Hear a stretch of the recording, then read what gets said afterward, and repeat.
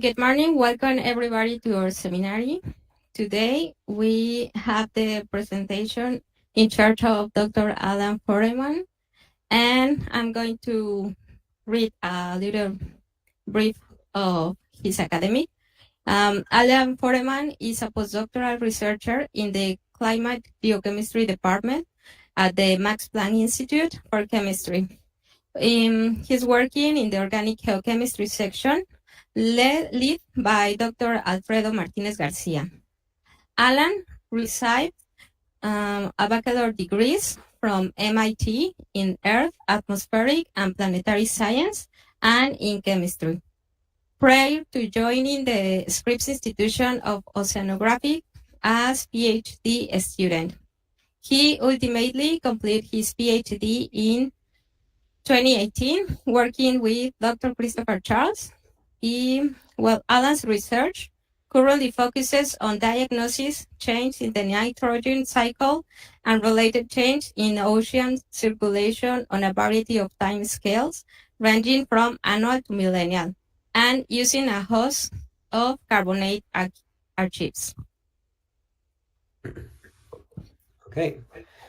Well, first off, I wanted to say thank you very much for hosting me. I'm very excited to be talking with you guys today, and it's very exciting to get to present some of the work we've been doing, particularly because it has been a result of a long-time collaboration with a number of people beyond myself. There's Nick Dupre, Alfredo Martinez Garcia, and the rest of our group, but even more closer to home for you, Jose Karakiri, who many of you know, and we talk a lot about Jose's warmth and Jose's importance and how much of an impact he had on the work that we do. So I wanted to take a moment to acknowledge the huge impact that Jose had on all of the work that we're doing, and that I'll be talking about here today. In addition, we have other collaborators that I've listed below, but I wanted to just begin by talking about what an oxygen minimum zone is and why it's significant. I wanted to talk a little bit about why we can or can't measure their current extent and how they're changing. And finally, I'll discuss a little bit about how the information we have from the past is going to inform our future campaigns. So there are three major oxygen minimum zones in the world, and these occur as a result of a combination of both biological processes and also physical processes like circulation. And so the three major areas of oxygen minimum zones are this Eastern Tropical North Pacific, Eastern Tropical South Pacific, and the Arabian Sea. So here, oxygen minimum zones are denoting low oxygen, which is shown in red, in contrast to higher oxygen zones in blue. But a good starting point for what we want to talk about today is how do these oxygen minimum zones occur? Well, there are sources and there are sinks of oxygen in the open ocean, and when I talk about combination of physical and biological processes that produce these oxygen minimum zones, I'm talking about the net difference between the sources and the sinks. So for example, a source of oxygen in the interior of the ocean is diffusion of the oxygen into the surface water of the ocean. Likewise, that water that has oxygen at the surface of the ocean is ventilated into the interior. It's mixed into the ocean's interior. And so these are both processes that act to increase the concentration of oxygen in the ocean's interior. In contrast, you have things like the decomposition of organic matter, which acts as which is dominated by microbial respiration and therefore consumes oxygen. So this is a sink of oxygen in the open ocean. Now you might say, okay, Alan, that's all well and good, but what is the problem? What are the troubles constraining this? Well, the problem is that we live in an increasingly warming world, and the climate change is warming the surface layer of the ocean significantly. And so the question is, what is the net effect of this change in climate, and change in the ocean temperature and change in the ocean currents? And you might say, okay, well, let's step through these sources and sinks, but as we'll see in a second, it's not entirely straightforward. So for example, warmer surface waters reduce the solubility of oxygen. So warmer water can just hold less dissolved oxygen. That blocks the oxygen flux into the surface layer of the ocean. So you might think, okay, a warmer ocean is going to increase oxygen minimum zones because there'll be less oxygen in the surface. Likewise, you might say, okay, that water might block the ventilation, but at the same time, warmer waters also increase the respiration of organic material. And so that would act, also to increase the demand for oxygen in the interior of the ocean. So all those things tend to add up to reduced flux of oxygen into the interior of the ocean, both by reducing gas solubility, by changing the ventilation. So a warmer surface ocean is going to mix less easily with a deeper, colder ocean, and by increasing respiration. But these warmer surface waters may also reduce nutrient availability as well. So if you're cutting off nutrients at the surface, you may act to reduce the demand in the interior, which would actually decrease the size of the oxygen minimum zones. So it's not entirely straightforward, although it is the case that model predictions largely agree that climate change should be driving ocean deoxygenation. But the predicted expansion of the oxygen minimum zones is not geographically uniform, and the extent and geographic location varies model to model. So what I mean by that is here you see from just a given model, this is a paper from 2013 suggesting that the decrease in oxygen in the interior of the ocean should be focused in the Pacific and in Eastern Tropical Pacific and the North Pacific. But you can go out there and find any number of modeling papers suggesting that these could be, this effect could be taking place somewhere else in the ocean. In addition, you see that it's not even uniform across oxygen minimum zones. So you see the Arabian Sea is actually predicted to increase in the oxygen concentrations in the oxygen minimum zone depths. So even though the physics and biology seems relatively simple, models don't quite have a good handle on it. And in addition, I just wanted to emphasize quickly that this is not just an academic problem. Ocean deoxygenation will have profound societal impacts. And the reason for this is because in well-oxygenated waters, you have healthy fisheries, but as you start to decrease oxygen, the fisheries that target invertebrates and other fish at the edge of the oxygen minimum zones start to feel the impact of lower concentrations of oxygen. The upwelled water, low in oxygen, supplies nutrients, but it also kills fish and invertebrates. And ultimately, you might end up with ecosystems where only highly adapted organisms can survive these conditions. And so there'll be potentially profound effects on fisheries and also on coral reefs and other ecosystems. Now, what can we say about the modern changes in the ocean? Well, integrated products from that have been published over the last couple of years do show evidence for a reduction in dissolved oxygen content in the world's oceans since 1960.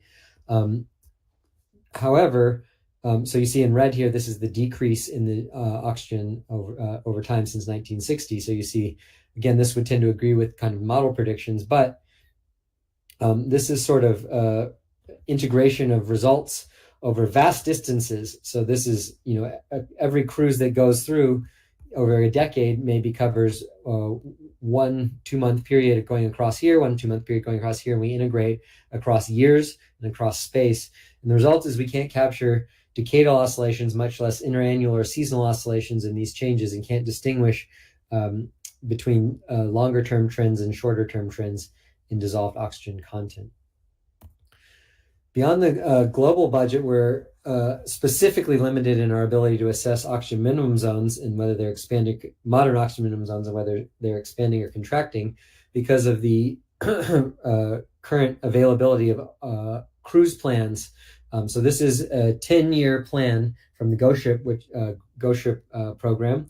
And you can see that, for example, for the Eastern Tropical Pacific, over 10 years, they're planning to run 2 cruises across the area of interest. Same goes for the Arabian Sea. In the southern oxygen minimum zone, it's even worse. So you can see that in a decade's worth of work, we don't actually have great coverage for measuring things like dissolved oxygen and other biological processes. And so these areas of interest sort of go undersampled. And this lack of data is evident in the existing literature regarding oxygen minimum zone expansion. So this is a paper I'm going to come back to over and over again throughout this talk, not so much, and I really want to emphasize this, not because I think it's a bad paper, just because I want to emphasize the expansion of what we can say about these oxygen minimum zones with our coral research. So this paper was recent, published in 2016, and it looked at 4 cruises in the Eastern Tropical North Pacific, and it looked at nitrite concentrations nitrite is produced in oxygen minimum zones via the reduction of nitrate. And so it's therefore a proxy for oxygen minimum zones at specific densities. And so what this paper was saying is here where you start to see more and more nitrite at these depths here, at these densities here, that's associated with an expansion of an oxygen minimum zone between 1972 and 2012 over the course of 40 years. And that might be the case, but again, there are 4 data points for 40 years, and I think we can do a bit better than that. You might say, Alan, what about instrumentation and automation? So we have these Argo programs that are highly successful, and that's true. And here in green, I've plotted in 2022 the extent of the Argo floats that can measure dissolved oxygen. And look, we have great coverage. But if you go back even just 6 years, I've plotted in green here the 3 Argo buoys that were in the water in 2016. So we lack an ability to assess past changes in oxygen minimum zone. And so given everything I've said, which sounds incredibly pessimistic, I want to ask the question of how we can accurately assess the extent to which these oxygen minimum zones are changing. And that's where I think corals come in. And so I'll be talking for the rest of the day about inferences we can make from changes in the chemistry of coral skeleton and coral skeletal matter. And the reason that we try to take advantage of corals is because of the ubiquity of coral reefs, how present they are in the tropics, in these areas that we're interested in. They're well-placed climatic recorders that are already in existence that can monitor the tropics. And so anywhere in orange here, there are coral reefs. And so we can make inferences about what's changed in the tropics as a result. Okay, so now I'm going to talk just a little bit about how we use corals to reconstruct environmental change. And I hope this isn't too much of a boring refresher for all of you, but I thought it would be enlightening to talk about how we use these corals to understand changes in past climates. So this is a Porites lobata, and these Porites grow in these dome shapes. They add layers each year. As they grow outwards, they get bigger and bigger and bigger. They can grow as fast as 2 centimeters a year, and they can get up to maybe 4 to 5 meters in diameter. So they're quick growing, and so I'm going to show you now how we would use these for assessing climate change. So imagine I'm going to take a saw and I'm going to cut straight down this green line that I've drawn here. I'm going to open up the Porites, and we're going to look at it face on. So now this is looking at a Porites face on with an X-ray going through it, and this is a small Porites that we have in the lab, but we've taken an X-ray of it, and you can see that there are dark and light bands that correspond to variations in its growth rate and its density. But you can see that if we drill through the center of the Porites down here, as if we were doing this, we can collect cores. So we extract cores from the center of these Porites. They would go along this growth axis. And so by analyzing chemistry at the top and going backwards through to the middle and down to the bottom, we could potentially understand changes in things that drive changes in coral chemistry, which ultimately would be, for example, changes in the size of the oxygen minimum zone. So I hope that's clear. We take a hollow drill bit that's maybe 4 or 5 centimeters in diameter. We drill into the center of the coral. We collect these coral cores that span the length of this growth axis, and then we analyze changes in chemistry. So what can we measure from these coral cores? Well, we're interested in understanding both the natural and anthropogenic signatures of climate variability. And today I'm mostly going to talk about natural variability, but that's not to say that we couldn't detect things like pollution as well with these coral cores. In order to measure and understand changes in climate variability over time, we measure the ratio of chemical isotopes of various elements that are incorporated in the coral skeleton. So for example, for nitrogen has 2 stable isotopes. It has nitrogen 15 and nitrogen 14, and we would measure the changes in nitrogen 15 and nitrogen 14 and try to relate them to changes in environmental processes. So going back here, what we would do is we would subsample along these growth axis bands and measure the changes in chemistry over time. Now, as a community, we've developed a lot of different chemical proxies. These include proxies sensitive to changes in temperature and salinity, and some of you might be more familiar with this. These are the isotopes of oxygen, so oxygen 16 and oxygen 18, and also proxies that are sensitive to changes in the size of oxygen minimum zones or other biogeochemical processes. So these would be isotopes of carbon and nitrogen. And in particular, today I'm going to focus heavily on the isotopes of nitrogen. The reason for this is that studies from 2016 and 2017, or 2015 and 2016, have shown that the coral nitrogen isotope signature, so the ratio of 15 to 14N, which is going to be referred to throughout as this delta 15N, reflects the composition of the subsurface nitrate supply that the corals are feeding on. And so here what we have is the measured coral skeletal nitrogen isotopes on the y-axis, and the measured subsurface nitrate of a given location on the x-axis. And we see that these coral skeletal values plot along a one-to-one line for the most part in any region where surface nitrate is fully consumed. So regions where surface nitrate is not fully consumed are much more complicated, but luckily for us, the Eastern Tropical Pacific and the Arabian Sea, both of which we're interested in, have oligotrophic surface waters, which means that the surface nitrate is fully consumed. So for our purposes, what I'd like you to think about is that the coral skeletal isotope ratios I'm showing today are reflecting the composition of the subsurface nitrate supply in the given location. And I'll tell you in a second why that's important. Before that, I just wanted to briefly touch on how do we do these chemical analyses. And I'm going to go through this very quickly. The reason for that is because it's a very complicated method, but I would be very happy either now or offline, now after the talk or offline, if you have any questions, to answer them. This is what I spend the majority of my day doing in the lab, so I'm very familiar with this method. But essentially we take the raw unclean coral powder from these different lines, these are isochrons, and we clean them oxidatively using bleach. So we have clean powder. That removes any contaminants, organic contaminants in the powder. We dissolve this powder using ultra clean HCl that has no nitrogen in it. We do a chemical reaction that converts that nitrogen that's stored inside the crystals of the coral skeleton. So it's protected from the elements, protected from any diagenesis. It's stored inside the skeleton. We dissolve that skeleton, we oxidize it to nitrate. We then get a sample with nitrate in it that we add to a denitrifying bacteria that produces N2O that we can then measure on a mass spectrometer.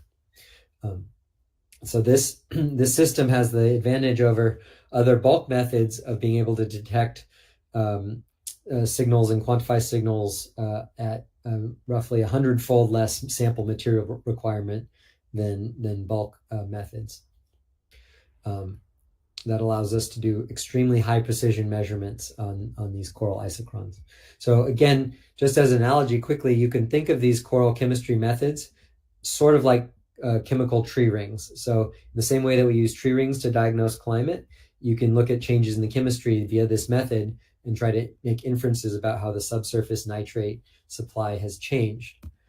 And the reason that I bring that up is because the subsurface nitrate supply and nitrogen more generally holds a central position in ocean biogeochemistry because it's a limiting nutrient.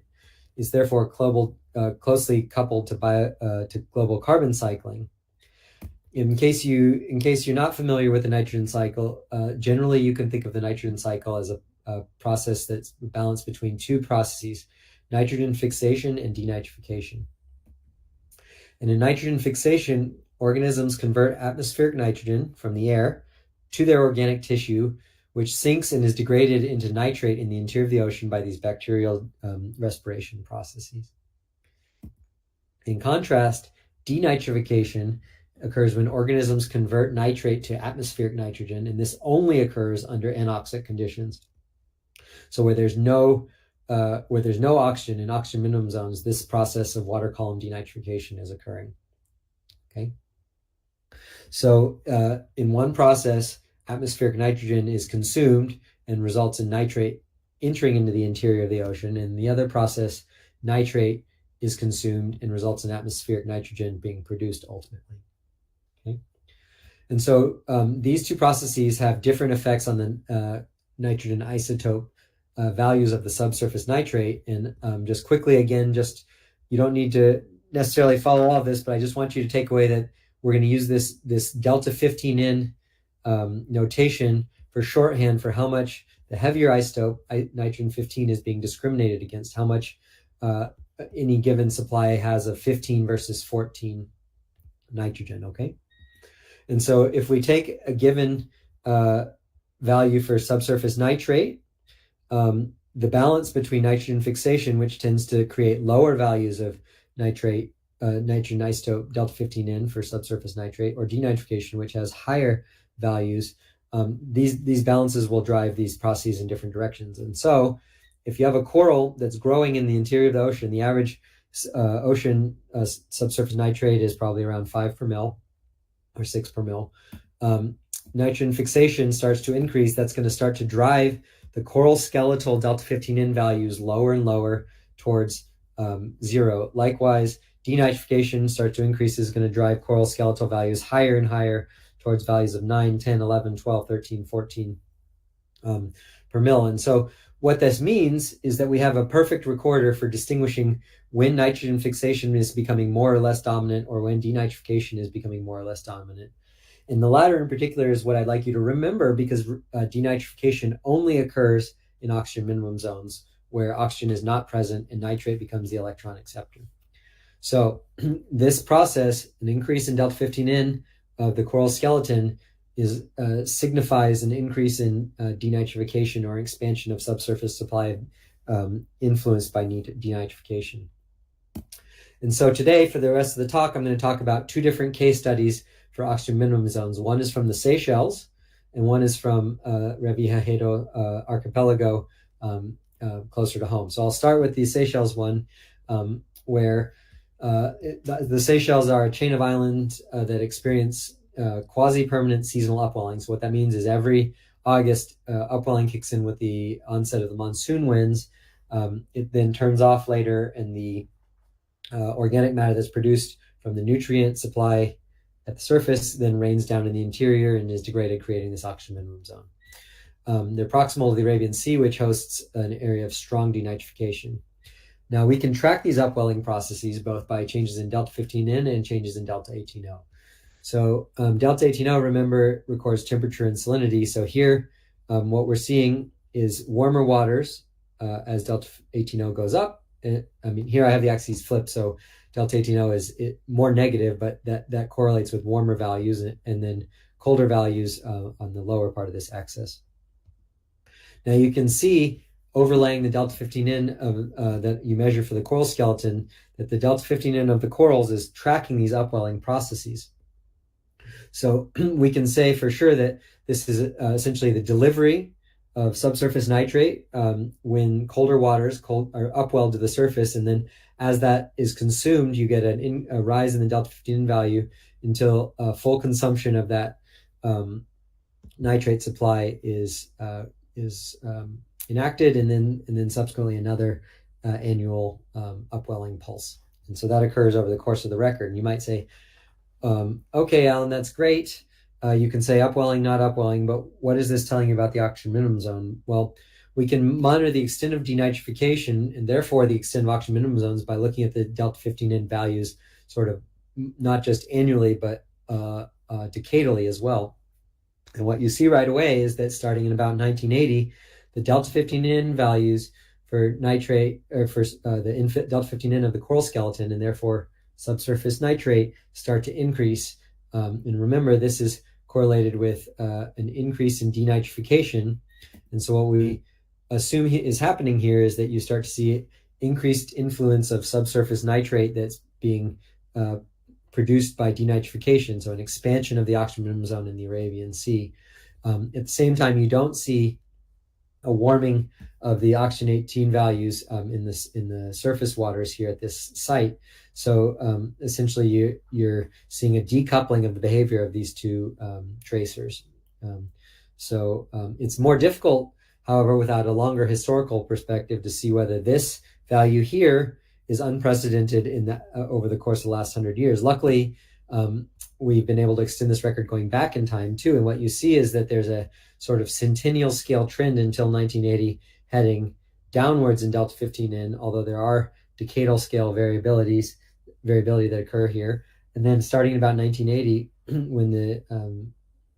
when climate change starts to really increase, we see an acceleration of this trend towards higher delta 15N values. However, obviously, this record stops in 1996, so we're a little bit limited in what we say. Luckily, I was able to go sample in the Seychelles 2 years ago in the end of 2021. And so all I can say is coming soon. Hopefully we have the data that fills in this missing gap to say, is this a full extension, or does this record come back down as part of a more general decadal scale variability of the Indian Ocean? All right. So that was case study 1. Now moving to case study 2, a little bit closer to home, both for you and for me as a native Californian. We're going to look at records of delta 15N created from the Revillagigedo archipelago and also at Palmyra in the Pacific Ocean. And this is work that we just submitted to science, led by Nicholas Dupre, who's a postdoc in our lab. But this is work that I've collaborated on with him quite heavily. And also this is work using the coral collection that Jose Karakiri spent so much time and effort collecting, and that Christina now has in her lab. Existing literature, again, just to remind you, suggests that there's been a monotonic expansion of the oxygen minimums on the Eastern Tropical Pacific. So it says 1972, 1994, there wasn't very much, the oxygen minimum zone wasn't very big in this region, and then it began to increase, and then by 2012, it was at its largest value over the course of this record. However, the values for coral delta 15N for Revillagigedo, so this is green and red here, show us that the variability that we see is actually much more complicated in the delta 15N record. So here at the top of this graph in red triangles, you see the 4 points made in the Horak paper. And you can see that they show they're taken at values where denitrification should be low in these two records and then should be high in these two records. And so one key takeaway from our entire study is that the decadal scale variability is the dominant driver of subsurface nitrate supply and of denitrification. Decadal scale processes drive denitrification in the oxygen minimum zone in the Eastern Tropical North Pacific. And this is a fairly novel finding for reasons I'll talk about in a second. We also see that transmission of this high delta 15N nitrate signal across from Revillagigedo down to Palmyra is consistent with modern nitrogen isotope measurements of nitrate. So here we have in yellow high nitrate isotope values for the subsurface nitrate collected in the modern ocean, and that is transported by the NEC, the North Equatorial Current, to Palmyra via this pathway. And so that is what is going on here. In this blue record is Palmyra, delta 15N. So we see that this, unfortunately, these records don't overlap very much because these Revillagigedo records were collected in 1997. But where they do overlap, we see a very consistent decadal scale variability. Here in orange or yellow, I've highlighted negative excursions of PDO, and the PDO is defined as the leading EOF of sea surface temperature anomaly in the North Pacific. But generally what we can say is that these high delta 15N values correlate with negative excursions in the PDO, which I'll come back to in a second. So again, we see decadal scale variability in the oxygen deficient zone in the Eastern Tropical North Pacific and transmission through to Palmyra. Now, the records we produced here are novel, and I'm definitely not saying in any way that the composite sedimentary record I'm showing here is wrong. I want to be very clear that I think that the centennial scale trends that Curtis Deutsch, but also Christina and others work on are correct, and that they actually agree with the records we're developing here. But what I do want to point out is that the variations that we see in our coral delta 15N records are able to capture decadal scale processes that these composite sediment records of nitrogen isotopes do not. So here, in order to plot these on the same scale, I've plotted the anomaly from average of the nitrogen isotopes for Curtis Deutsch's 2014 record, so this is 3 different sites off of Baja California, and then these are our coral delta 15 records from Revillagigedo. And so you can see that in general, the trends tend to mirror each other, but what we're able to say with a little bit more certainty is that decadal scale variations are captured by these corals. And that has to do with the fact that these corals are sort of ideal recorders in that they're fast growing and are directly consuming the subsurface nitrate. And so we're able to see a lot more variability. They're also protected from diagenesis in ways that these sediment records may not, although the high sedimentation rate of the records that Christina and others have produced are actually quite good at preserving the signals here. And that's, I think, why they tend to agree on decadal time, or on centennial timescales, excuse me. So just to wrap up, the natural variability in the strength of the oxygen deficient zone is thus much larger than previously thought. So again, looking at this Harak record, you can plot the nitrite concentrations here that they found in these white circles on top of are aligned with our records such that you can see why they would say, okay, oxygen deficient zones are expanding. But in reality, what I think we're seeing is actually decadal scale modulation of oxygen deficient zones by natural climate processes. And in particular, what we're putting forward is that the PDO in white here correlates negative excursion in the PDO correlate very strongly with increased suboxia. But that is in turn driven, and this is not a novel idea just to us, but in fact, Curtis Deutsch and others have proposed this as well, that this change in sea level pressure across the east and west Pacific, so essentially the strength of easterly winds modulates the supply of organic matter to these oxygen minimum zones, and thus modulates the strength of the oxygen minimum zone.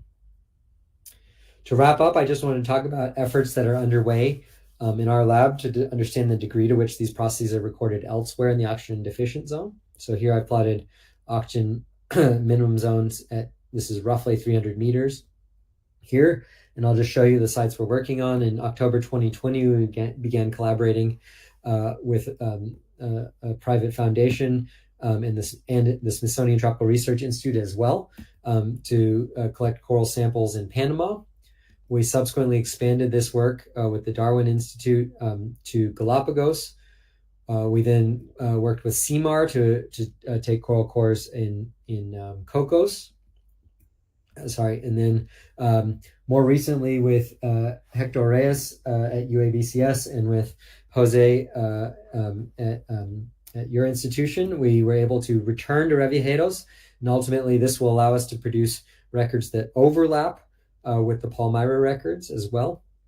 And lastly, we were able to go sample at Clipperton Island out in the middle of the Pacific. And so the plan for us and what we hope to produce over the next 3 to 4 years is to produce a 40 to 50 year composite record spanning all of these open ocean sites in order to constrain accurately the entire history of the oxygen deficient zone of the Eastern Tropical North Pacific.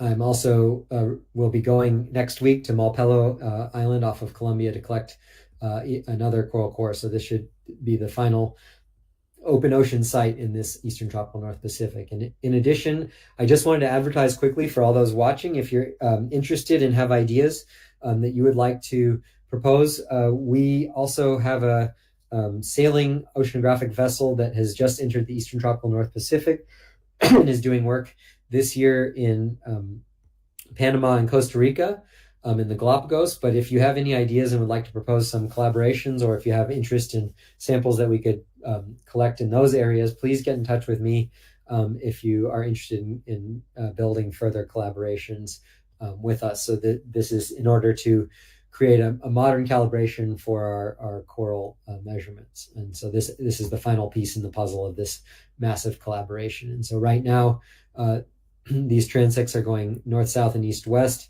limited to Costa Rica, Panama, and Galapagos, as I said. But obviously, if you are interested in samples here, or maybe potentially if the boat were able to go further north, we could talk about other collaborations. So please get in touch. And I just wanted to also say this is going to result hopefully in the ability to capture seasonal and interannual phenomena that we can then correlate with the interannual variations in the coral cores that I didn't have much chance to talk about today.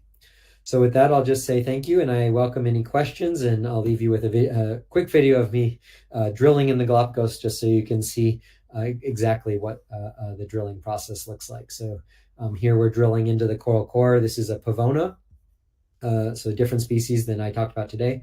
But here we're drilling with a hollow bit into the interior of the core. This leaves the coral core material sitting in the interior of the core. We then extract the coral core once we have gotten to the base of the coral. So here we're putting on a longer drill bit. And then jumping forward just slightly, we then extract the material and finish by plugging the hole that we have in the coral with a concrete plug and marine epoxy, which you can see in my hand here. Ultimately, these plugs are then grown over. So after 1 month, you have an algae growth, and after 3 years, the coral has grown completely over this hole. And so despite the fact that we're extracting a large amount of skeletal material, the actual coral, living coral at the surface layer of this tissue doesn't really suffer much more than an excision of about 4 centimeters. So this is a very environmentally friendly method overall, despite the fact that it actually seems maybe a bit more intrusive. So with that, I'll just say thanks, and I welcome any questions.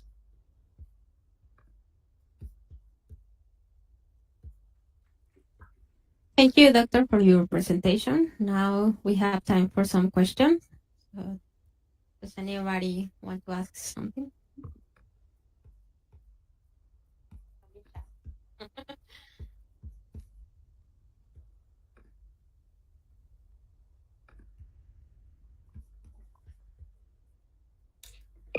Hey, Alan. Nice to Hi. meet you. Nice to meet you. Here's Jessica.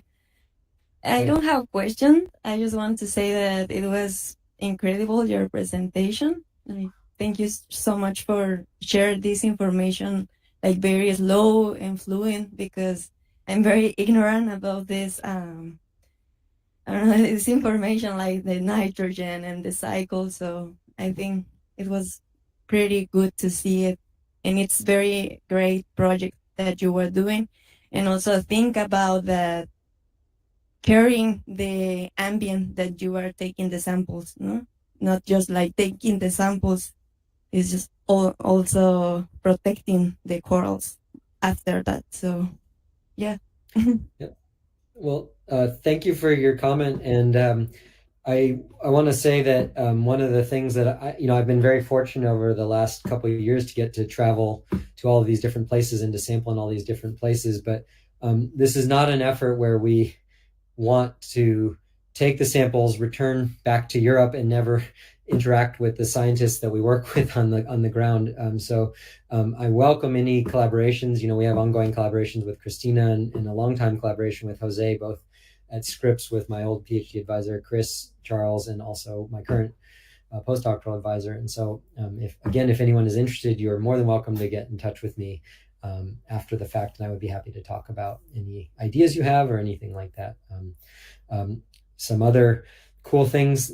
I talked about only one aspect of the nitrogen cycle here, but with the oxygen isotope records we're able to create here, we're also hopefully going to be able to create records of changes in temperature and salinity for the Eastern Tropical Pacific, which is going to really help backstop models, climate models as well. And I think in addition, we're going to be able to do some very cool imaging of these coral cores using CT scanning, similar to like an MRI machine. And using that, we'll be able to create these virtual cores that anyone could explore and utilize in the future to look at things like changes in density or bioerosion over time. So please keep on the lookout for more information from us. Hi, Foreman, here, Eugene. Thanks for your presentation. It was very nice. It was so avant-garde in the name of the techniques utilized. The imaging techniques are awesome. The X-ray scans and the CT scans you're talking about, that's awesome. And also, I was wondering about how many days you have to be on board in that sailboat on those expeditions. Yeah, good question. So it varies for expedition to expedition. So for example, I apologize, my Spanish is not the best, so I apologize for all the pronunciation, but for Revillagigedo, I was on board for 10 days. But for example, for Clipperton Island, which is maybe 1,000 or 1,500 kilometers south of Cabo San Lucas, we were on board for 28 or 30 days, I think, in the end, because we ended up sailing to Costa Rica afterwards. So the longest expedition I've done is probably 8 weeks, and the shortest expedition is maybe 7 days. Awesome. Thanks for that. Yeah. Hello. Thanks a lot for your presentation. I have 2 questions. Mhm. You were talking about the minimum oxygen zone variability because of anthropogenic and natural response. But do you think that in the future, with the climate change, it will be more strong for anthropogenic instead of natural?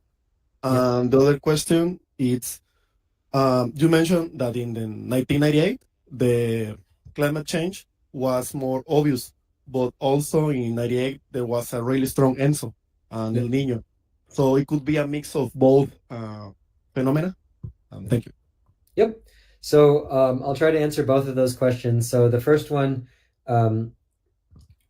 maybe I'll just say it again just to make sure I understand. But you were asking. Sorry, I'm trying to change my slides as well. So 1 second. Sorry. So the first question was, what's the extent to which we can define anthropogenic versus natural climate variability in these cores? And I think that's a good question. And that's that question gets to the heart of what we are interested in as climate scientists. And it really also brings up a good question about why we were doing this in the first place. And so I'm just trying to return to this climate modeling study. If you remember quickly, this is just one climate study, and this was attributing the entire change in oxygen minimums, in oxygen concentrations in this study to warming, essentially. So it was saying, look at the global ocean, look at how all the climate system changes.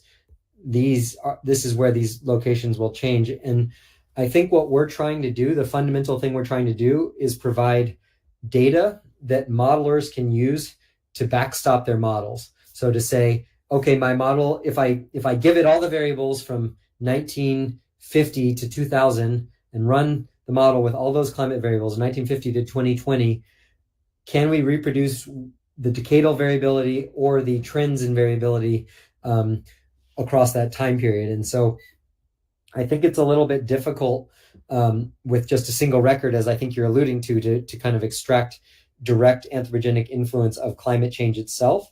But what you can say is sort of related to your second point, which is that climate models predict, for example, more extreme La Niñas and more extreme El Niños in the future and expect them to happen more often. And we can say, for example, that we know in PDO negative states, so La Niña-like states, oxygen minimum zones tend to have large-scale expansions. And so we can start to think about predictions for the future in a different way, knowing the impact of decadal scale variability.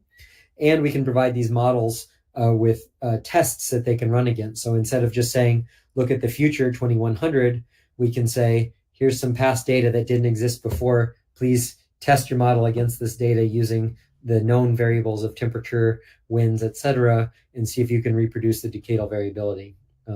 So I think at the heart of what we've been able to find is that the influence of changes in the oxygen minimum zones in the Eastern Tropical Pacific by these changes in wind strength on decadal variability is ultimately the driver. And that's sort of a new insight that, I mean, it's not new insight of its own, but this is the first time that it's been demonstrated to this degree, in my opinion. To your second question regarding El Nino and La Nina, that's certainly the case that 1997, 1998 was a very strong El Nino.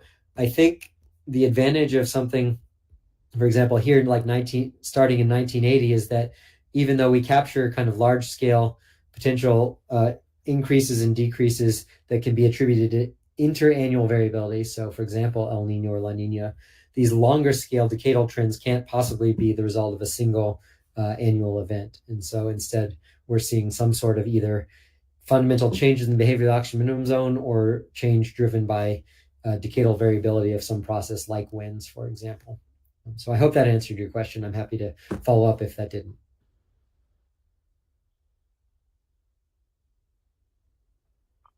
Thanks, Doctor, for your presentation. It was amazing. And my question is about that you mentioned that about the social and economic consequences of the ocean deoxygenation. Yep. Can you give us an example that you have seen of this, of the part economic and social? Sure. I think an example. So I don't unfortunately have a slide for this, so you're going to sort of have to just take my word.